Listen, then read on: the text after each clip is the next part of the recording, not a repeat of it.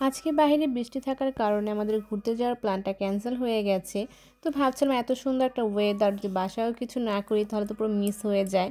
তো আমরা বাসায় আজকে বারবিকিউ পার্টি রেখেছিলাম। সকালে যদিও আমি খিচুড়িও রান্না করেছি। গতকাল রাতে থেকে আমাদের এখানে ইটালিতে বৃষ্টি হচ্ছে, তো সাইফানের বাবা রাত্রে আমাকে বলে রেখেছিল খিচুড়ি রান্না করার কথা।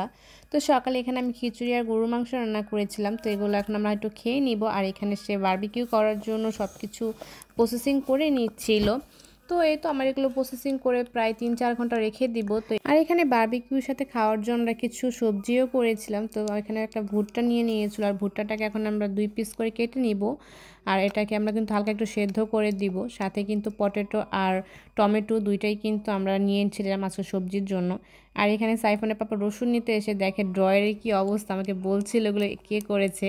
তো কে আর করবে, আমার সাইফন তো সারাক্ষণই ড্রয়ার দিয়ে খেলা করে। আসলে বাচ্চাদের ঘরে কোনো কিছুই গুছিয়ে রাখা সম্ভব না।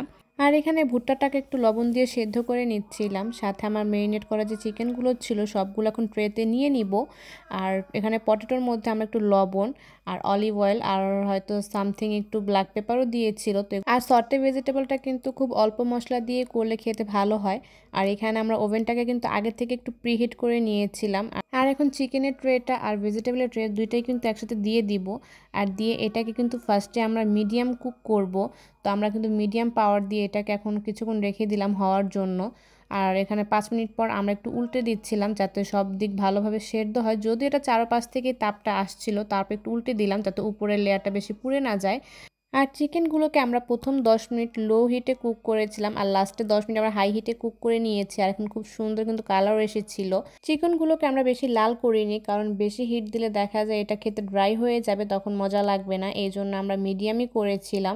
ভুট্টার গায়ে এখন আমি একটু বাটার ব্রাশ করে দিচ্ছিলাম। আর এখানে চিকেনের উপরে একটু চিজ দিয়ে দিলাম। একটা চিকেনের মধ্যেই দিয়েছিলাম, সবগুলোর মধ্যে দেইনি। আর সাথে এখন আমি চিকেনের মধ্যে একটু বাটার ব্রাশ করে নিব। আর সব কিছু এখন প্লেটিং করে নিব, যেহেতু আমাদের রান্নাটা প্রায় শেষ হয়ে গেছে। আর আজকে বারবিকিউতে যা যা কাজ করা লেগেছে সব কিছু সাইফানের পাপাই করেছে, আমি শুধু লাস্টে এখন একটু সার্ভ করে দিলাম। আর রান্নার শুরু থেকে আমার এই ভুট্টাটার দিকে নজর ছিল। ভুট্টাটা কিন্তু দেখতে খুবই ইয়াম্মি ছিল। আর আমার এমনিতেও কিন্তু এরকম সুইট কর্ন খেতে খুব ভালো লাগে।